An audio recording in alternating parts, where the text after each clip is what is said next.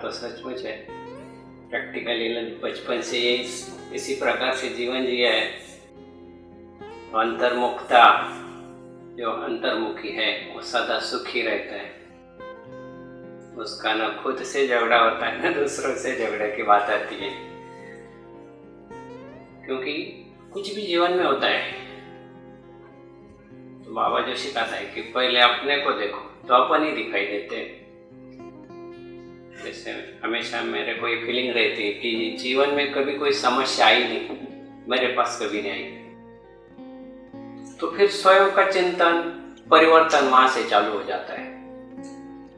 तो स्वयं का समय बचता है, दूसरों के जो व्यर्थ बातें उसमें अनेक बातों से बच जाते हैं, समय संकल्प सभी बातों से बच जाते हैं।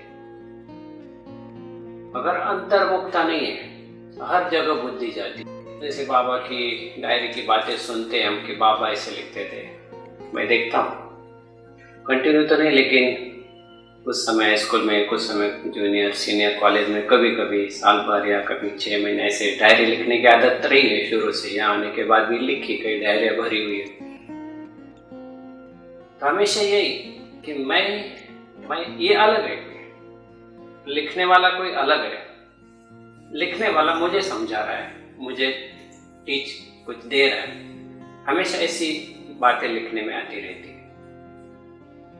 अंतर्मुखी बन गई कि तुम कहाँ हो, क्या कर रहे हो, क्या है तुम्हारा लक्ष्य, किस लिए आए हो तुम। इसलिए जब भी लिखता हूँ, लिखने वाला अलग होता है और मैं अलग होता हूँ, यही फीलिंग रहती है। इसलिए इस अंतर्मुखता ने कई फायदे हुए कि पर्सनल तो है ही खुद के लिए हर बात से, लेकिन दूसरों के साथ भी, किसी के साथ भी रहते, कौन क्या कर रहा है इस पर बुद्धि नहीं जाती। फिर मुझे क्या करना है, बस यही रहता है हमेशा। जो अंतर्मुखी उसके बुद्धि में सदा यही रहेगा कि मुझे क्या करना है, दूसरे को क्या करना है, दुनिया में क्या होना चाहिए, चाहिए। जैसे अभी बोला ना, चाहिए, ये होना चाहिए, ऐसे। ये भाषा हंसी आती है या नहीं आती? हाँ, कभी एकदम आपस में कभी पर्सनली बैठे कोई भाषा निकल जाएंगी कभी, कहा ऐसे होना चाहिए था, लेकिन अंदर से वो डीप फीलिंग या अंदर से जैसे कि प्रिंसिपल्स है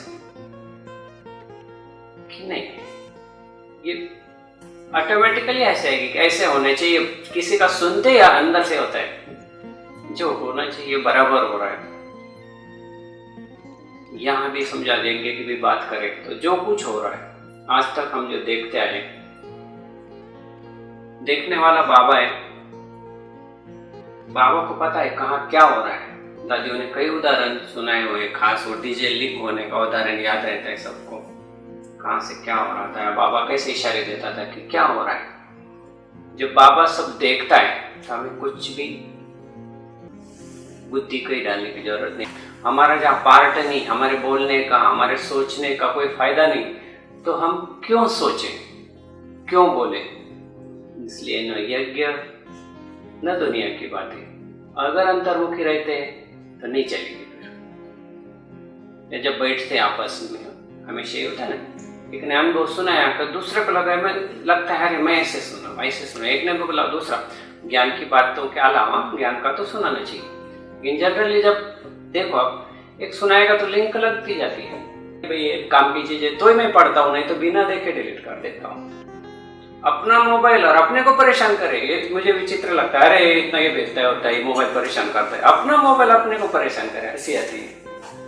हम नोटिफिकेशन सारे, आप हमको टाइम है तब हम देखेंगे ना। अंतर्मुखी रहने से नहीं, मुझे ना कुछ चाहिए। इस प्रकार अंतर्मुखी रहते तो बहुत फायदे होते हैं आजकल के दिनों में। तो ओम शांति। ओम शांति। हमारा ब्राह्मण जीवन का श्वास है, वो है हमारी मुरली। बाबा ने जो भी हमें ज्ञान दिया वो हमारे को मुरली के माध्यम से दिया। बाबा कहते हैं एक एक वाक्य लाखों की कीमत है और पद्मों की कमाई हो सकती है।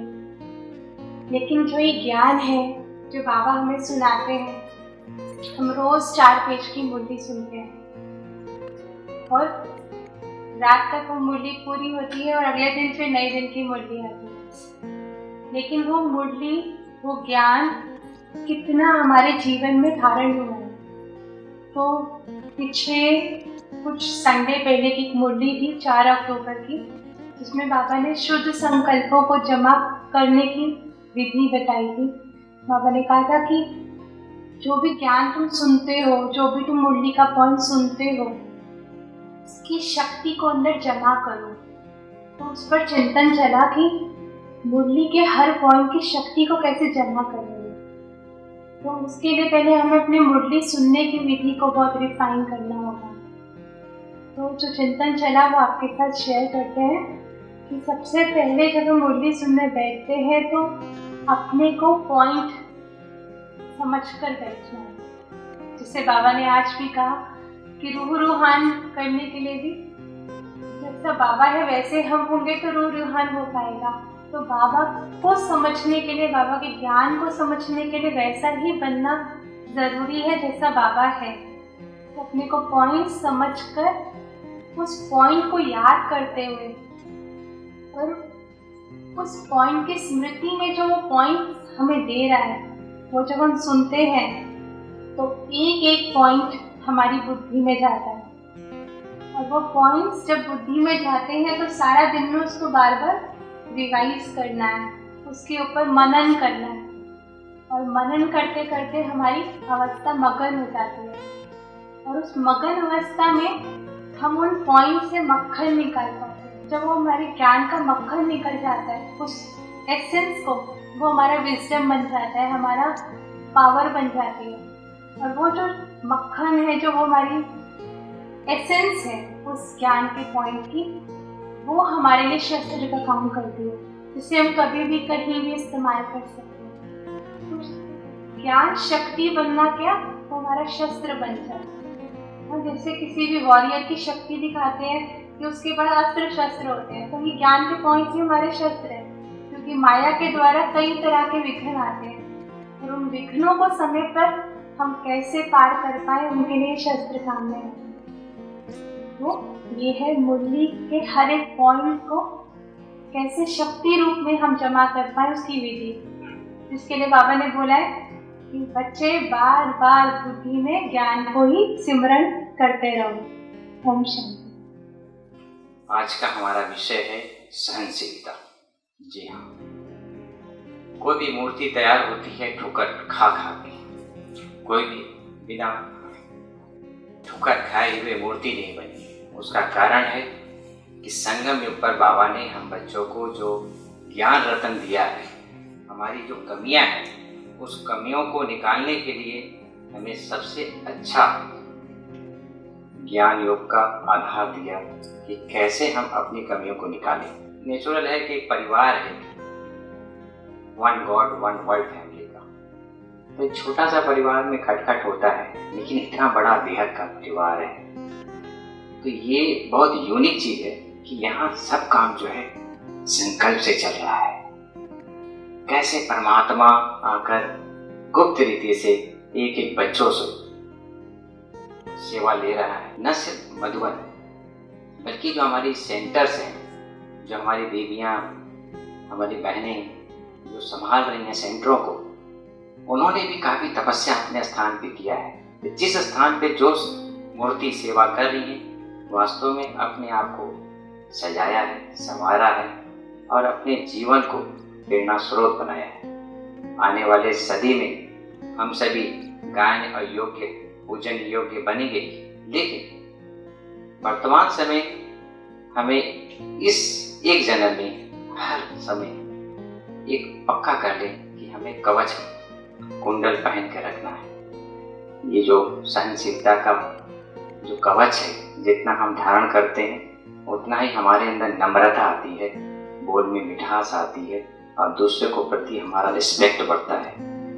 क्योंकि व्यक्ति जो सहन करता है ना, उस ऑटोमेटिक उसके मन में दूसरों के प्रति सुभावना रहती है। तो एक अच्छा गुण है, ये वीरता की निशानी है। ऐसे तो वीरता की निशानी क्षमा मांगना, क्षमा कर देना भी कहा गया है। तो मैं समझता हूँ कि 95% लोग जो भी इस ब्राह्मण जीवन में पास हुए हैं, वो सहनशीलता के आधार पर ही पास हुए हैं। इसीलिए हमें लक्ष्य रखना चाहिए कि इस जीवन में रहकर सहन करें और अस्पष्टवादिता बने। जितना हम अस्पष्टवादिता बनेंगे उतना ही हमारा जीवन जो है दूसरों के लिए प्रेरणा स्रोत बनेगा, क्योंकि एक रास्ता है, इसमें तय करने के लिए, उस मंजिल पर पहुंचने के लिए हमें कोई ना कोई मूल्यों को अपनाना जरूरी है। हम आशा करते हैं कि आप अपने जीवन में सहनशीलता को अपनाएंगे। इतना सहज जीवन है, हम कोई गफलत करते हैं, अकेलापन होता है किसी प्रकार का, तब हमारे ये मुश्किल और थोड़ा विघन के कारण हमको थोड़ा दिक्कत का महसूस होता है। लेकिन जब सहज हो जाते हैं, कल का जो स्लोगन था परमात्मा प्यार इजी जीवन है, तो जब हम उसको ढाल लेते हैं इजी जीवन में, तो कोई चीज़ पुरुषार्थ में मेहनत नहीं करनी पड़ती, सब कुछ इजी हो जाता है। इसके लिए हमें कवच पहनना जरूरी है सहनशीलता का, ताकि आने वाली सदी में हम एक नया उदाहरण पेश कर सके और अपने जीवन को श्रेष्ठ सफल बना सके। ओम शांति। ओम शांति। साक्षी दृष्टा स्थिति। साक्षी दृष्टा स्थिति एक विशेष गुण है। जो व्यक्ति साक्षी दृष्टा की स्थिति में स्थित होता है उसे कोई भी समस्या नहीं लगता, एक खेल लगता है, एक तोहफा जैसा लगता है कि ये समस्या जो आई है हमें आगे बढ़ाने के लिए आई है। साक्षी दृष्टा की स्थिति में रहने से भगवान और उनकी सभी बातें याद आती हैं। जैसे साक्षी दृष्टा की सबसे बड़ा उदाहरण स्वयं शिव बाबा है, क्योंकि शिव बाबा अपने सारे बच्चों को देखता रहता है साक्षी स्थिति में। बाकी जब तक उनका समय नहीं होता है तब तक वो कुछ डायरेक्शन नहीं देता है। साक्षी दृष्टा में स्थिति में रहने के लिए हमें क्या करना पड़ेगा? स्वचिंतन में रहना पड़ेगा। सदा स्वचिंतन करते रहें और स्वचिंतन के लिए मुरली का अध्ययन, बाकी जो भी पॉइंट्स है अमृत वेला योग, श्रीमत पर चलते रहने से क्या होगा कि हमारी जो स्थिति है साक्षी दृष्टा की स्थिति बहुत मजबूत होती जाती है। और कोई भी कर्म करने से पहले हम अपने को विशेष पाठधारी समझें कि ये हम अभी विशेष पाठ बजाने के लिए आए हैं। तो ऐसा समझेंगे तो कोई भी सीन जो सामने आएगी वो नथिंग न्यू, ये 5000 वर्ष पहले भी आई थी और सहज रीति से पार हो जाएगी। ऐसा सहज रीति से हम पार करते चलेंगे और स्वयं को निराकारी स्थिति में स्थित रह करके अगर पाठ बजाते हैं कि ये ड्रामा हूबहू चल रहा है, हम पाठ बजा रहे हैं, तो क्या होगा, कोई भी सीन हम सहज ही पार कर सकते हैं। तो ये साक्षी दृष्टा एक दिव्य गुण तो नहीं है, लेकिन विशेष दिव्य गुण से भी विशेष है। जिस मनुष्य में आ जाए वो कभी भी डगमग नहीं होता, कोई भी परिस्थिति हलचल में उसे नहीं लाती। तो सदा प्रसन्न चित्त, एकाग्र चित्त, सभी बातों में वो सदा हर्षित मुख रहेगा। वो कभी भी किसी बात में हिलेगा डुलेगा नहीं, सब बातों से वो सेफ रहेगा, कोई भी समस्या उसको छू नहीं सकती। ये साक्षी दृष्टा एक विशेष गुण है जो हमें धारण करने से हम ये जो संगम युग का विशेष पार्ट हम सबको मिला है भगवान के साथ का, वो हम सहज रीति से बजा सकते हैं। ओम शांति। मेरा टॉपिक है शांतिवन की महिमा। ये शांतिवन में बोर्ड पर लिखा हुआ है के लिए वृत्ति कला का एयरपोर्ट बनेगा। दूसरा था आपसी मिलन, रूह रिहान रिफ्रेशमेंट होने का, रूहानी मौज मनाने का रमणीक विहार बनेगा। ब्राह्मणों को नंबर 1 में ले जाने का तपस्या स्थान बनेगा। चौथा था संबंधियों और सहयोगियों को समीप लाएगा। पांचवा था ब्राह्मणों के श्रेष्ठ साधना अर्थात एकांतवास का साधन बनेगा।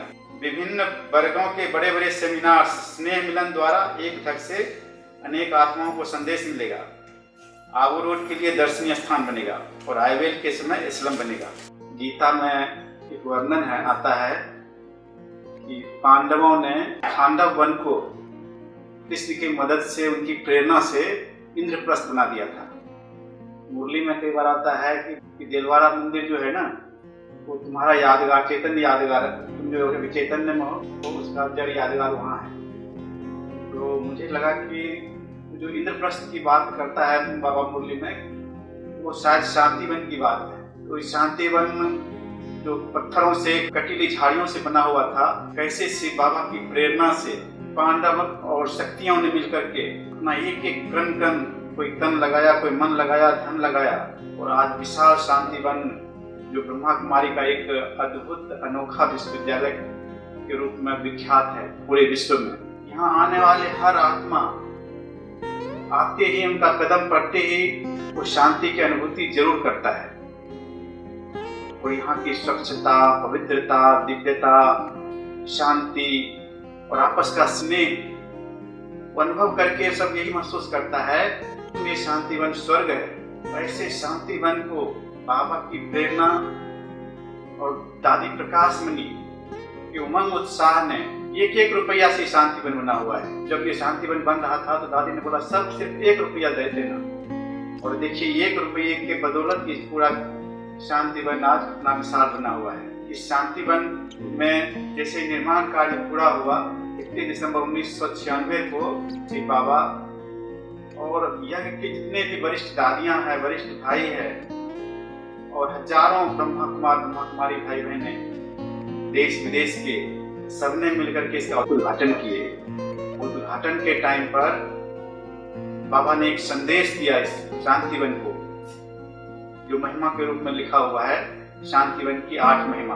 टॉपिक है भगवान हमारा साथी है।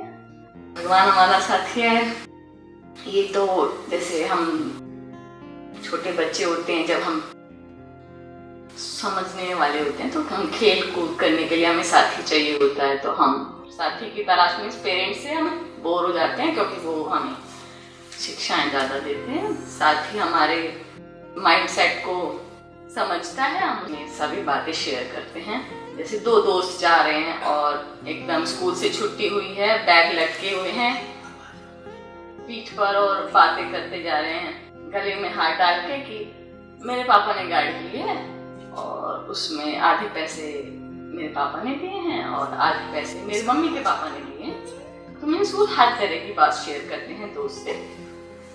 फिर थोड़े बड़े होते हैं, फिर एक दोस्त अपनी बातें बोल रहा है और दूसरे का सुन नहीं रहा है, वो इधर उधर की बातें इधर उधर देख रहा है, उसका रेस्पॉन्ड नहीं कर रहा है। तो इसी तरह अगर हम भगवान को कहते हैं वो हमारा दोस्त है और हम उसकी सुनते नहीं हैं और अपनी इधर उधर आसपास की बातों में व्यस्त रहते हैं, तो फिर वो भी कहता है तुम अपने रास्ते, मैं अपने रास्ते में। जैसे देहधारी को भी सही नहीं लगता है कि ये मेरा साथ नहीं दे रहा है मेरा दोस्त, उसको भी फुली रेस्पॉन्डेड फ्रेंड चाहिए, मीन्स खुदा भगवान। मीन्स अगर वो अच्छी राय दे, हमारा कोई संकल्प है और हमने उसे शेयर किया कि मेरे को ये करना है, अगर उसने कह दिया कि हाँ हाँ तुम कर सकते हो, तो हमें एक अपनी हिम्मत आ जाती है। इवन पेरेंट्स का हम इग्नोर करेंगे कि उनसे नहीं, अब दोस्त ओके बोलता है तो मैं करूँगा। तो एक वाकया है, मेरी 2 बच्चियाँ थी, 8-9 साल की रही होंगी, तो जा रहे थे, स्कूल से छुट्टी हुई, घर जा रहे थे, तो रास्ते में कंस्ट्रक्टेड पुल था, मीन्स अभी पब्लिकली ओपन नहीं हुआ था, काम चल रहा था उसमें।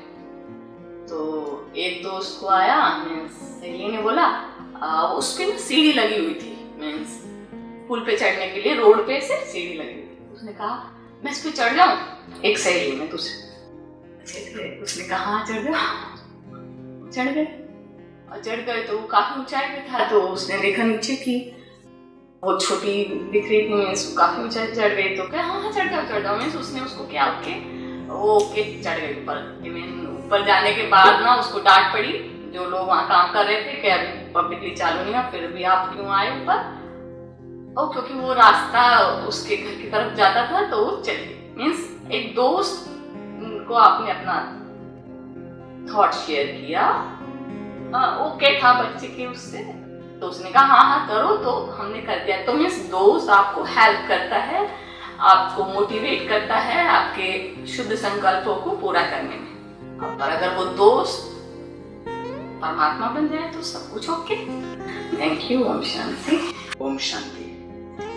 वैसे तो आप सभी, हम सभी मधुबन निवासी हैं और हमारे लिए तो ये परम सौभाग्य का बात है कि बाबा ने मुझ आत्मा को मधुबन निवासी बनाया।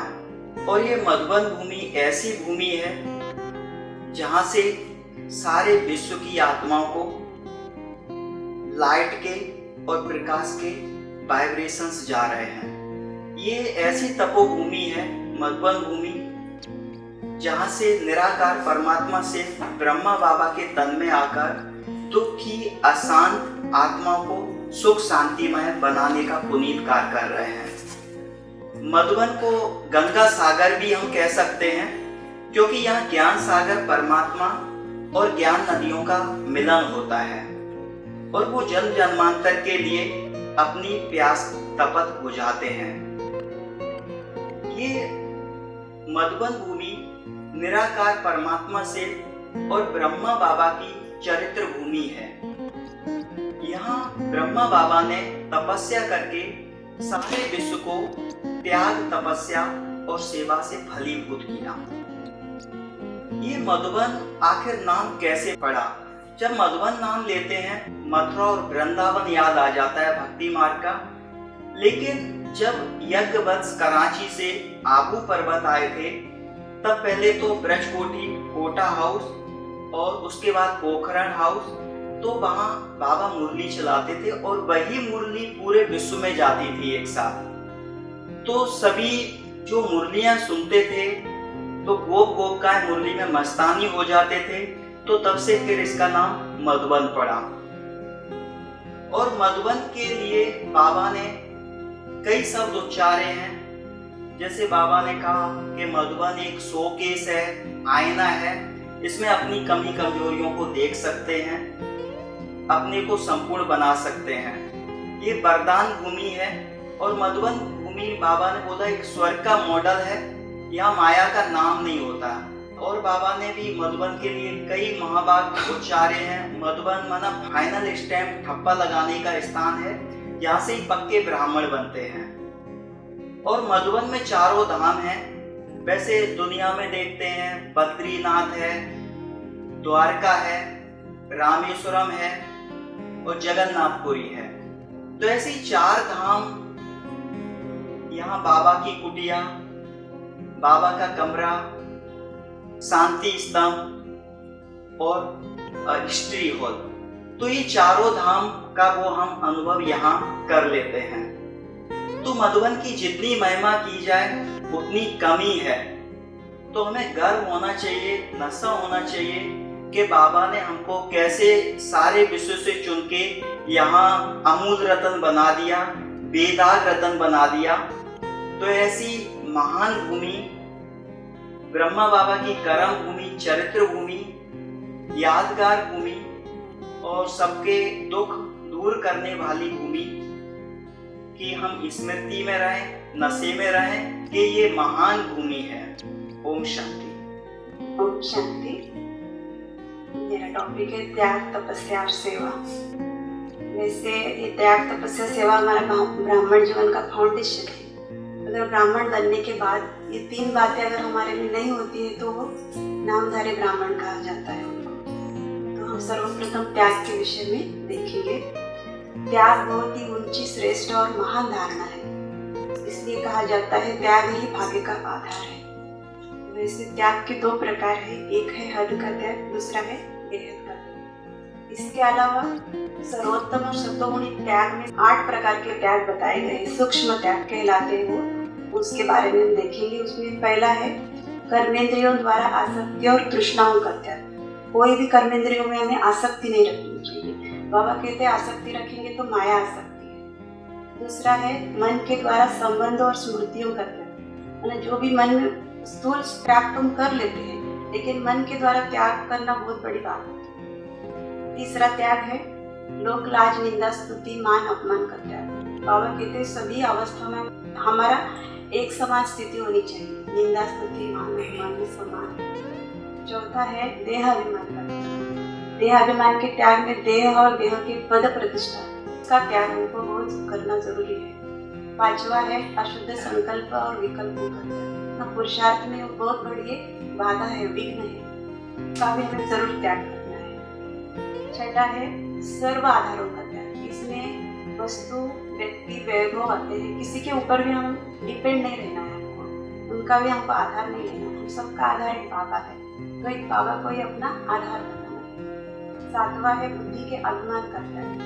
तो कईयों में कुछ कलाएं होती है, गुण होती है, विशेषताएं होती है, तो उसका भी हमें त्याग करना। वो तो बाबा की देन है, हमारा तो उसका कुछ भी नहीं, तो उसका भी हमें त्याग करना। आठवां है त्याग का भी त्याग विचित्र। इतना त्याग करने के बाद हमारे में संकल्प आता है कि मैंने इतना इतना त्याग किया, तो बाबा कहते हैं उसका भी हमें त्याग करना। अभी दूसरा आता है तपस्या। त्याग करने के बाद अगर हमारे में तपस्या नहीं होती है तो वो त्याग निष्फल हो जाता है। इसलिए हमें तपस्या जरूर करनी है ताकि हमारा त्याग कभी व्यर्थ न जाए। तो तपस्या हमें कौन कौन सी बातें करनी है? तपस्या में भी 8 प्रकार की है। उसमें पहला है आत्माभिमानी बनने की तपस्या। इसमें आत्मा के 7 गुणों को लेकर जब हम कर्म में आते हैं उसको कहते हैं आत्माभिमानी बनने की तपस्या। दूसरी है देही अभिमानी बनने की तपस्या। देही अभिमानी में इसमें आत्मा को मालिक होकर कर्मेंद्रियों से कर्म कराना, उसको कहते हैं देही अभिमानी बनने की तपस्या। तीसरी है अव्यक्त स्थिति बनाने की तपस्या। 1 सेकंड में आवाज नहीं आना, 1 सेकंड में आवाज से परे जाना, इसको कहते हैं अव्यक्त स्थिति। चौथा है विधेयी अवस्था बनाने की तपस्या। विधेयी अवस्था माना दिख तो यहाँ है लेकिन वो सुनते हुए भी नहीं सुन रहे, देखते हुए भी नहीं देख रहे, उनकी बुद्धि ऊपर में परमधाम में लटकी हुई है, उसको कहते हैं विधेयी अवस्था बनाने की तपस्या। 5वां है अशरीरी बनने की तपस्या। इसमें ये बाप समान बीज रूप स्थिति कहते हैं, इसमें एक भी संकल्प नहीं चलता, बिल्कुल डेड साइलेंट होता है इसमें। तो ये सर्वोत्तम पावरफुल स्टेज बाबा इसको कहते हैं। तो इस अवस्था में आत्मा के तेजी से विकर्म विनाश होते हैं, तो ये सबसे पावरफुल स्टेज है। 6ठी तपस्या है फरिश्ता अर्थात डबल लाइट बनने की तपस्या। बोझ की स्थिति बिल्कुल भी अनुभव न हो और सर्व संबंध एक बाप से हो, तब फरिश्ता बनेंगे और वही फरिश्ता कहलाते हैं। 7वीं है लौकिक को अलौकिक बनाने की तपस्या। हम तो बाबा के घर में सेवा स्थान पे रहते हैं, लेकिन विश्व में ऐसे बहुत सारे बच्चे हैं बाबा के जो जॉब के निमित्त उनको बाहर स्कूल कॉलेज दफ्तरों में जाना पड़ता है, तो जहाँ जाते हैं वहाँ का वातावरण भी उनको अलौकिक बनाना है, तो यह भी एक तपस्या साधना है। और 8वीं तपस्या है पुरानी दुनिया, पुरानी देह, पुराने संस्कार और व्यर्थ संकल्प, चारों बातों को मिटाने की तपस्या। अब आता है सेवा का सब्जेक्ट। सेवा भी ब्राह्मण जीवन का श्वास है। अगर सेवा नहीं तो चैन की नींद नहीं ले सके, तो हमको सेवा भी जरूर करनी है। सेवा में भी 8 प्रकार है। उसमें पहला है तन से सेवा। इस तन को एक सेवा में जरूर लगाना है, हड्डी सेवा में देना है। दूसरा है मन से सेवा। मन में स्वयं के प्रति शुभ चिंतन और सर्व के प्रति भावना शुभकामना का भाव, ये मन की सेवा। और धन सेवा, स्थूल धन भी भविष्य का भाग्य बना सकते हैं, तो स्थूल धन को भी हमें जरूर सेवा में लगाना है। चौथा है जन सेवा। जन सेवा में 3 प्रकार आते हैं, दानी, महादानी, वरदानी। दानी में जो सेंटर पे बहनें करती है, प्रदर्शनी समझाना, कोर्स करना। महादानी बड़ी संख्या में एक साथ आत्माओं की सेवा जो महारथी आत्माएं करती है। और वरदानी सेवा दृष्टि से वाइब्रेशन फैलाना जो दादियां करती है, उसको वरदानी सेवा है। जन सेवा में 3 प्रकार आते हैं। 5वीं सेवा समय। हमें ईश्वरीय सेवा में कम से कम 8 घंटा तो जरूर लगाना है, यह है समय की सेवा। संकल्प से सेवा, हमारे संकल्प बाप समान शक्तिशाली, पावरफुल और सकारात्मक स्वमान संकल्प, यह है संकल्प से सेवा। समय, संकल्प, श्वास, हमारे एक एक श्वास में बाबा की याद समाई हुई हो। बाबा कहते जो बच्चे मुझे श्वासोश्वास याद करते हैं वो संपूर्ण समर्पित बच्चे हैं, भले वो कहाँ भी रहते हैं, वो संपूर्ण समर्पित बच्चे हैं। और लास्ट है 8वां चेहरे द्वारा सेवा। बाबा चेहरे के लिए कहते हैं बच्चे तुम्हारा चेहरा चलता फिरता म्यूजियम बने, जो कोई भी देखे तो बाप का उनको परिचय मिले। और चेहरे पे अगर रूहानियत हर्षित मुक्ता होगी तो वो चेहरा ऑटोमेटिक सेवा करेगा, और ऐसे चेहरा ही अंत समय में साक्षात्कार मूर्त भी बन सकता है। तो ऐसे त्याग के 8 पॉइंट, तपस्या के 8 पॉइंट और सेवा के 8 पॉइंट को स्मृति में रखकर जितना हम इसको स्वरूप में लाते जाएंगे, उतना हम तीव्र गति से बाप समान संपन्न स्थिति का अनुभव करते जाएंगे। हमारा टॉपिक सच्चे सेवाधारी की निशानी मुझे बहुत अच्छा लगा, क्योंकि बाबा ने पिछला संडे को ये मुरली चलाया था। तो हम समझते हैं कि जो भी ब्राह्मण बनते हैं वो बहुत भाग्यशाली है, क्योंकि उन्हें सेवाओं का खान मिल जाता है संगम युग में। और कहते हैं कि जिसको सेवा मिलता है बड़ा भाग्यशाली होता है, उसको लिफ्ट मिल जाता है। आगे बढ़ने के लिए उसको दुआओं का खजाना मिल जाता है। दुनिया में तो स्थूल सेवाएं मिलती है लोगों को, लेकिन हमने देखा कि बाबा हमें अनमोल रत्नों का खजाना देता है, ज्ञान रत्नों का, जिससे हम वाचा सेवा और मनसा सेवा के भी अधिकारी बन जाते हैं हम सभी आत्माएं। तो हमें 2 विशेष सेवा का चांस मिलता है। तो बाबा ने जो गुरु सच्चे सेवाधारी की निशानी बताई है, बहुत ही गहरा बताया है कि सच्चा सेवाधारी वो है जो सामने वाले की श्रेष्ठ भावनाओं को पूर्ति करे, उसकी भावनाओं का फल उसे दे, उसे सच्चा सेवाधारी कहेंगे। उसके लिए जो बाबा ने 5-6 बातें बहुत अच्छी बताई है कि कोई अगर आपके पास रूहानी स्नेह की भावना से आता है, उसको उसका फल मिलना चाहिए। अगर कोई शक्ति की भावना से आता है, शक्ति प्राप्त करने आता है, उसको मिलना चाहिए। बाबा ने बताया उमंग उत्साह के लिए कोई आता है, उसको उमंग उत्साह मिलना चाहिए। कोई खुशी के लिए आता है, उसको खुशी मिलना चाहिए। अगर ये सभी आप देते हो तब आप सच्चे सेवाधारी हो। बाबा ने बहुत गहरा बात बताया कि त्याग, तपस्या और सेवा, तीनों को जब हम कंबाइंड करेंगे तो सच्चा सेवा है। और भी एक अच्छी बात बताई कि बाबा कहते हैं कि जब आप किसी को अनुभव कराते हो या भगवान का परिचय देते हो या उसको शक्तिशाली बनाते हो, सच्ची सेवा में गिना जाएगा। बाबा कहते हैं सच्ची सेवा के लिए कुछ बातों पर ध्यान देना बहुत जरूरी है। सबसे पहले सच्ची सेवा तब हम कर सकेंगे जब हम संतुष्ट रहेंगे। खुद संतुष्ट रहेंगे तब दूसरों को संतुष्ट करेंगे तो सच्ची सेवा होगी। और संतुष्टता के लिए विशेष ध्यान हम देखते हैं कि हमने दादी जी को देखा कि सेवा में दादी ने कितना आगे बढ़ाया एक को। तो दादी जी में विशेष जो सेवा की भावना थी, उसे 3-4 बातें बहुत इम्पोर्टेंट है। तो निस्वार्थ भाव था दादी, निमित्त भाव था, निर्माण भाव था और मीठा बोल था उनका। ये 4 बातों से उन्होंने इतने यज्ञ को आगे किया। अगर हम 4 बातों को अपने जीवन में भी धारण करते हैं तो हम भी सेवा में आगे बढ़ सकते हैं। हम जो बाबा जब हमसे चाहते हैं सच्चे सेवाधारी बनने के लिए, हम बढ़ सकते हैं। और दूसरी बात आता है कि 2 शक्तियों की आवश्यकता होती है सेवा में हमेशा। एक है सहन करने की शक्ति, दूसरा है समाने की शक्ति। ये दोनों शक्ति अगर आपके पास है तो ही आप सेवा कर सकते हो, क्योंकि अगर आप सहन नहीं करेंगे तो आप सेवा नहीं कर सकते, गारंटी है। तो बाबा ने कहा है कि सहन करने के लिए सहन करना है। बाबा तो बड़ी डिफरेंस है, सहन भी करना और शक्ति देना है। सहन करके शक्ति देना है, सहन शक्ति का मतलब। उसके लिए बाबा ने जो बातें बताई है, कई मुरलियों बाबा ने बताया। बाबा कहते हैं सबसे पहले उसके लिए आप में रहम भाव होना चाहिए। अगर सहन करना है तो रहम का भाव होना चाहिए, विश्व कल्याण की भावना होनी चाहिए, स्नेह की भावना होनी चाहिए। अगर ये भावनाएं, परोपकार की भावना होनी चाहिए, अगर ये भावनाएं आपके अंदर है तो ही आप सहन कर सकते हैं। ओम शांति। मेरा विषय है अमृत वेले का महत्व। अमृत वेला ये दिन प्रारंभ होने की पहली वेला है। अमृत वेला सुबह 2 बजे से 5 बजे तक उस वेला को कहा जाता है। अमृत वेले को ब्रह्म मुहूर्त भी कहा जाता है। इस वेले में ब्रह्म लोक का मन बुद्धि द्वारा सैर करने का वो समय है, मिलन की वेला है। और संगम युग में हम सब बच्चों को परमात्मा स्वयं भाग्य विधाता अमृत वेले के समय भाग्य बांटने हमारे द्वार पर आते हैं। दुनिया वाली विकारी तम प्रधान आत्माएं उस समय सोए होने के कारण वायुमंडल सतो प्रधान और शुद्ध रहता है, वायुमंडल में शांति रहती है। और ऐसे अमृत वेले के समय में जब मन बुद्धि हमारी एकाग्र होने के कारण हम परमात्मा से गुण और शक्तियों का अमृत पान करने की वेला है। ओम शांति। सावधान बहुत बार हम पढ़ते हैं और जहाँ कोई हादसा होने वाला है, नुकसान होने वाला है या कुछ धोखा मिलने वाला है, वहाँ सावधान लिखा हुआ रहता है। यहाँ पर सड़कों पर भी जहाँ पर कोई विकट मोड़ होता है तो वहाँ भी सावधान का नेम प्लेट साइन हम देखते हैं। जैसे ये हमारा भी ईश्वरीय जीवन है, ब्राह्मण जीवन है, इसके सफर में भी बहुत सावधानियां मिलती है। ये सावधान के साइन आते हैं। बहुत सारे ऐसे मोड़ है जहाँ सावधानियां मिलती हैं, लेकिन मैं 2-3 मोड़ की या 2-3 बातों की ऐसी चर्चा करूंगा।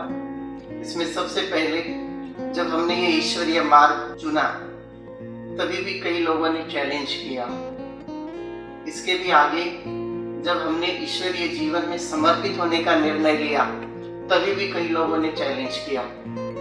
और कईयों ने ये कहा कि ये बहुत विकट मार्ग है, ये इसमें बहुत समस्या आने वाली है, लेकिन फिर भी वो हमने चैलेंज ले लिया।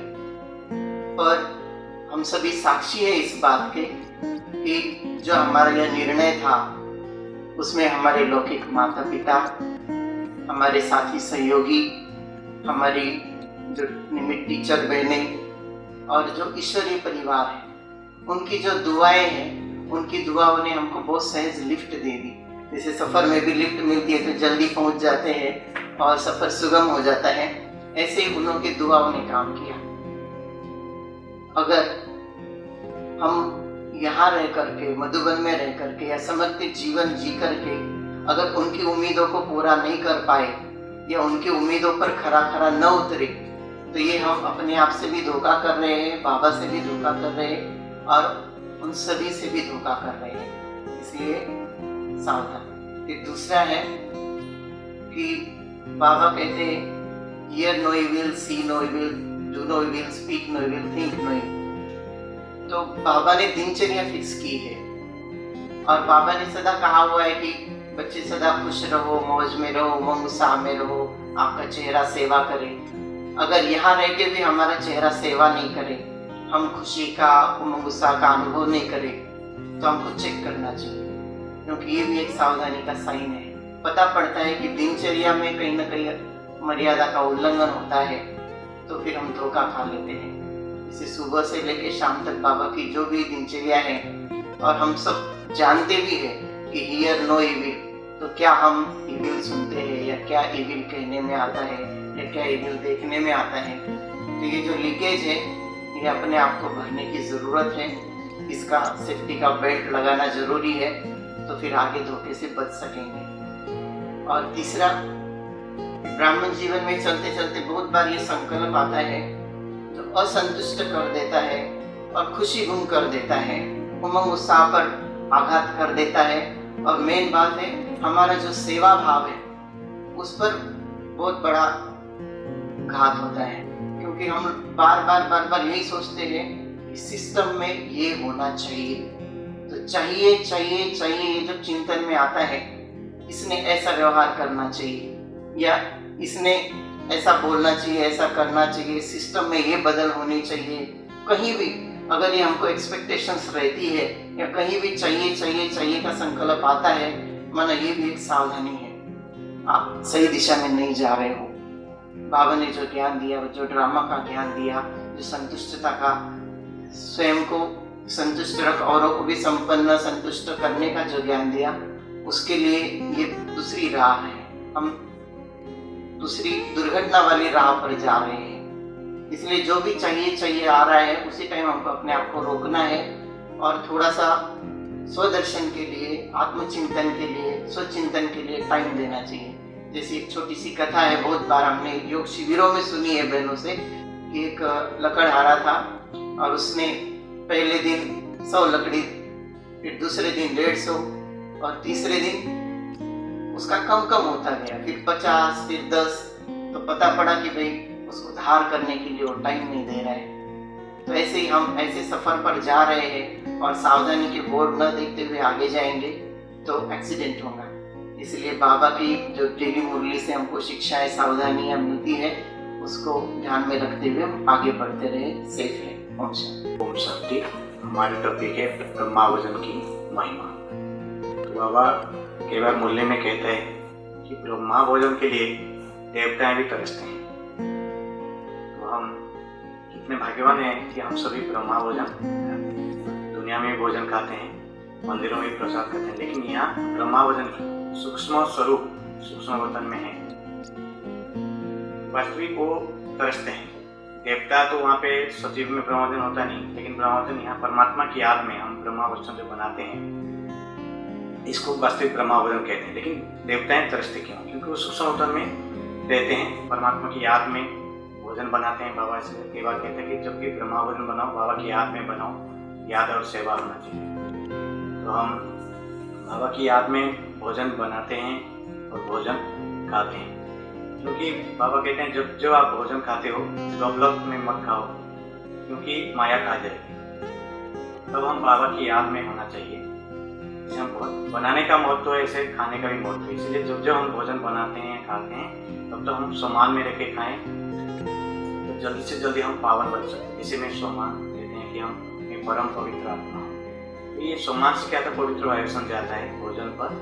तो विशेष हमें भोजन खाने में चाहे बनाने में जब जब बनाते हैं तब ये याद रहे कि हमें स्वयं परमात्मा के लिए, ब्रह्मा बच्चों के लिए भोजन बना रहे हैं, तो हमें क्या हो कि उसकी फल मिलेगी। नहीं तो सेवा तो सभी करते हैं, लेकिन जब बाबा की याद में करते हैं उसकी शक्ति मिलती है, और खाने वाले के ऊपर भी शक्ति बढ़ती है। ब्रह्मा भोजन का महत्व भी है। हम महत्व समझ के भोजन खाएंगे तो हम गफलत में नहीं खाएंगे, बातें करते करते नहीं खाएंगे, कंप्लेन करते करते नहीं खाएंगे। तो हम देखते हैं कई बार कि हम कुछ कंप्लेंट्स करते रहते हैं कि भोजन ऐसा नहीं ऐसा, लेकिन स्वयं परमात्मा को भोग लगाया हुआ भोजन, बाबा की याद में बनाया हुआ भोजन हम खाने का विधि भी होनी चाहिए कि जैसे हम भोजन लेते हैं सबसे पहले परमात्मा की याद में आह्वान करें, उनको भोग लगाएं, कम से कम धन्यवाद दें, भोजन बनाने वाले को भी धन्यवाद दें, प्रकृति को भी धन्यवाद दें, किसान भाइयों को भी धन्यवाद दें जिनकी बदौलत आज अनाज मिल रहा है। तो ये सब हम धन्यवाद देके कम से कम 5 मिनट बाबा की याद में खाएं। और हम बनाने वाले, ये भी बहुत इम्पोर्टेंट है, क्योंकि ऐसे कहते हैं कि बनाने वाले के ऊपर, कि हम जब जब बनाते हैं तो बाबा की याद में चाहिए, किसी के मन में ऐसा व्यर्थ संकल्प नहीं चलना चाहिए। तो कई बार क्या होता है कि हम दूसरे की ये, क्योंकि हम याद भी भूल जाते हैं और दूसरे संकल्प चलता है, बाकी तो ये इसका इफेक्ट खाने वाले के ऊपर भी पड़ता है। इसलिए हमें कहीं पे भी सेवा करने जा रहे हैं तो हमें बाबा की याद होना चाहिए। बाबा इसलिए कई बार कहते हैं याद और सेवा डबल लव होना चाहिए। ओम शांति। आज हमारा टॉपिक है विश्वास। शुरू जब बाबा ने यज्ञ को रचा है, बाबा का एक ही प्लान था, सर्वगुण संपन्न बनाना है बच्चों का। हाईएस्ट जो धरती पर सबसे ऊंच से ऊंच आत्माएं हैं, जो लक्ष्मी नारायण है, उस पद को प्राप्त कराना। लेकिन जब बाबा इस धरती पर आते हैं तो देखा है कि यहाँ जो ऊंच से ऊंच आत्माएं हैं और एकदम से नीचे चले गए। लेकिन बाबा ये विश्वास से आए थे कि हम इसी बच्चों को इस तरह से बना करके हम ले जाएं। और इस प्रकार बाबा विश्वास सबसे पहले ब्रह्मा बाबा पे रखे और ब्रह्मा बाबा में प्रवेश किया और उसके द्वारा इस ज्ञान का शुरुआत किया। कई बाबा के बच्चे आए और ब्लड से भी लिख करके देते थे और ये विश्वास दिलाते थे कि मैं कभी छोड़ूंगा नहीं। लेकिन फिर भी ऐसे ऐसे आत्माएं भी बाबा को छोड़ के चले गए। वो आत्माएं भी थे जो संदेश पुत्री होती थी, बाबा का संदेश लाते थे और उस संदेश के द्वारा बाबा मुरली भी चलाते थे। ऐसे आत्माएं भी बाबा का हाथ छोड़ के चले गए। ऐसे आत्माओं के ऊपर भी बाबा का विश्वास था कि आज नहीं तो कल वो आत्माएं जरूर आएंगे और पक्का इस तरह से विश्वास करके बाबा इस यज्ञ को चलाता रहा। सबसे पहले हमें भी अपने ऊपर विश्वास होना चाहिए कई चीज़ों का। हम कई बार ये सोचते हैं कि ये काम हम नहीं कर सकते, वो नहीं कर पाएंगे, या ब्राह्मण परिवार में भी कई बार ऐसे कारोबार करते करते ऐसे देखने को मिलता है कि ये तो बदल ही नहीं सकता है। लेकिन बाबा ने कभी ऐसा नहीं कहा कि ये बदल नहीं सकता। बाबा हमेशा कहते थे कि विश्वास रखो, ये बदल लेंगे, यही तो हमारे बच्चे हैं। बाबा शुरू से ही जितने भी बाबा के बच्चे हैं, चाहे लास्ट से लास्ट भी मन के दाना है, उस पर भी बाबा विश्वास रखते थे। और आए दिन बाबा मुरलियों में अनेक प्रकार के वरदान से भी सुशोभित करते रहते हैं। तो हम वरदान को कितना अपने जीवन में विश्वास करके चलते हैं, क्योंकि जब वरदान को हम कई बार सुनते हैं, समझते हैं और उस हिसाब से तैयारी नहीं करते हैं। कई बार ऐसा होता है कि उस वरदान का हमें वैल्यू नहीं होता। इस पर एक मिसाल महाभारत की आता है कि एक बार दुर्वासा ऋषि जो है वो कुंती के पास आए थे। वो तो था ही बहुत गुस्से वाला, मिनट पे ही शराब देता था। लेकिन कुंती ने उनकी ऐसी सेवा किए थे कि जिस सेवा से दुर्वासा ऋषि बहुत संतुष्ट हुए थे और उसने उसके कान में मंत्र दिया कि आप इस मंत्र से आप देवलोक से जिस भी इष्ट देव को बुलाना चाहे उसको बुला सकते थे। तो उसको ये बात का विश्वास नहीं था, ठीक है ऐसा गुस्से वाला ऋषि है, दे दिया तो चलो हम इसका ट्रायल भी कर लेते हैं। हम आए हैं तो आपको कुछ ना कुछ जरूर दे के जाएंगे। और आप सब जानते हैं कि उसको एक पुत्र गोद में दे के गया। तो उसके साथ उसने ये भी विश्वास दिलाया था कि ये कवच कुंडल से सुशोभित रहेगा, आपके ऊपर कोई आंच नहीं आएगा। तो इस प्रकार से उसको फिर भी विश्वास नहीं हुआ और देखा गया कि वो फिर बाद में उसे नदी में बहा देते हैं और वो ऐसे संग में चले जाते हैं जिसके कारण इतना बड़ा महाभारत होता है। क्योंकि दुर्योधन का जो ताकत थी वो कर नहीं था। और इस हिसाब से बाबा भी कहते हैं कि हर बात में विश्वास और इससे लेकर के चलो, हमारी विजय होगी। यही अभिमानी स्थिति और आत्माभिमानी स्थिति। तो हम जो मुरली पढ़ते हैं, बाबा मुरली में खास करके कभी बोलते हैं देही अभिमानी बनो और कभी बोलते हैं आत्म अभिमानी बनो। तो मैं जब पहले ज्ञान में आया, मुरली सुना, पढ़ा, मुझे दोनों में अंतर है या ये समान है, ये दोनों स्थिति समान है या इसमें कुछ अंतर है। संकल्प चला और बाबा से कुछ टचिंग मिला, बड़ों से भी और बाबा से भी, दोनों में कुछ अंतर है, देही अभिमानी और आत्माभिमानी। मैंने तो सोचा था ये दोनों ही समान है, लेकिन चिंतन के बाद पता चला, बड़ों से जो उत्तर मिला उससे बाद पता चला कि जो देही अभिमानी स्थिति है इसमें परमात्मा की याद नहीं होती।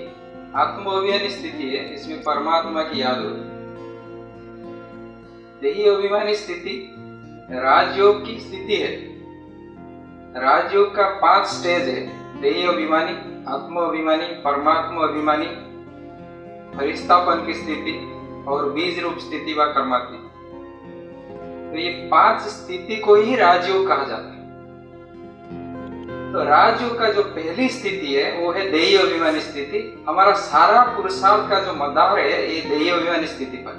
तो देही अभिमानी में परमात्मा की याद नहीं होती है, इसमें परमात्मा की श्रीमत की याद होती है। अर्थात उदाहरण स्वरूप मैं अभी बात कर रहा हूँ, आपको भी देख रहा हूँ, मेरे सामने व्यक्ति हैं, देहधारी बैठे, देहधारी को देख रहा हूँ और बात भी कर रहा हूँ, लेकिन अंतर्मन में ये भावना है कि ये सब आत्माएं हैं, शिव बाबा के बच्चे हैं, बहुत प्यारे बच्चे हैं, मीठे बच्चे हैं, कल्याणकारी बच्चे हैं, बहुत उच्च पद पाने वाले, श्रेष्ठ देवी देवता बनने वाले बच्चे हैं। तो इस भावना से मैं व्यक्तियों से लेन देन करता हूँ। तो ये देही अभिमानी स्थिति का, ये जब देहधारियों से जब मिलते हैं और आत्मा समझकर मिलते हैं, आत्मा की भावना से मिलते हैं, बात करते हैं, कर्मेंद्रियों का उपयोग करते हैं, तो ये जो स्थिति है ये देही अभिमानी स्थिति। लेकिन आत्माभिमानी स्थिति वो है जब हम कर्मेंद्रियों का उपयोग नहीं करते। जैसे अमृत वेला हुआ, बैठ गए, धुआं योग गया, ट्रैफिक कंट्रोल हुआ, कभी भी योग में जब बैठते हैं, हमारे सामने कोई व्यक्ति के साथ लेन देन नहीं होती है या सामने कोई व्यक्ति नहीं है, सिर्फ संकल्प है और उस संकल्प से हम परमात्मा को याद करें, तो वो है आत्माभिमानी स्थिति। देही अभिमानी स्थिति में व्यक्तियों के साथ लेन देन होता है, लेकिन परमात्मा की श्रीमत है, वहां में श्रीमत की याद है। लेकिन आत्माभिमानी स्थिति में व्यक्तियों के साथ लेन देन नहीं होता है, केवल संकल्प है, उसमें सिर्फ परमात्मा की याद है। श्रीमत देही अभिमानी और परमात्मा ज्ञाप वो आत्माभिमानी स्थिति। तो दोनों स्थिति में ये अंतर में चिंतन से और बड़ों से और बाबा की टचिंग से ये मिला कि ज्यादा समय हम सुबह से लेकर रात तक, सोने तक, उठने से लेकर रात सोने तक हम व्यक्तियों से लेन देन करते हैं। इसका मतलब ये हुआ कि हमको ज्यादा समय देही अभिमानी स्थिति में रहना जरूरी है। उससे नीचे देह अभिमान में आए तो हमारा घाटा पड़ जाएगा। इसलिए देही अभिमानी अर्थात वो जो सुबह से लेकर रात सोने तक ज्यादा से ज्यादा 12 घंटा से भी ज्यादा हम व्यक्तियों से लेन देन करते हैं, तो हमारा संकल्प, बोल और कर्म तीनों को एक साथ अप्लाई करते हैं। लेकिन आत्माभिमानी स्थिति में बोल कर्म नहीं होता है और सिर्फ संकल्प का अप्लाई करते हैं परमात्मा के साथ। ऐसे ही जब हम लेन देन व्यक्तियों से करते हैं तो हम आत्मा समझकर करना, ये दैवीय स्थिति। लेकिन जो कोई व्यक्ति सामने नहीं है, हम अकेले हैं, बस केवल संकल्प के साथ भावा की याद, ये है दैवीय अभिमानी और आत्माभिमानी में अंतर। तो ज्यादातर हमको दैवीय अभिमानी बनना है, तभी जाके आत्माभिमानी बनेंगे। तो दैवीय अभिमानी और आत्माभिमानी बनना हमारा सबसे बड़ा और श्रेष्ठ लक्ष्य होना चाहिए। इस पे ही जोर देना चाहिए, क्योंकि बाकी का जो स्थिति है वो इसका ही प्रारब्ध है। ये बनेंगे तो वो मिलेगा और रिजल्ट है। दैवीय अभिमानी आत्माभिमानी बनेंगे तो बाबा की याद में मगन होंगे और फरिश्तापन की स्थिति, बीज रूप स्थिति अनुभव होगी। वो एक रिजल्ट है, जैसे कि प्रत्यक्ष प्रारब्ध है। ओम शांति। ओम शांति। आज का हमारा टॉपिक है खुदा दोस्त। जब जब खुदा की रहमतों का असर आया, मैंने अपने आप को सबसे खुशनसीब पाया। तमन्ना थी एक प्यारे से दोस्त की, खुदा खुद दोस्त बन करके चला आया।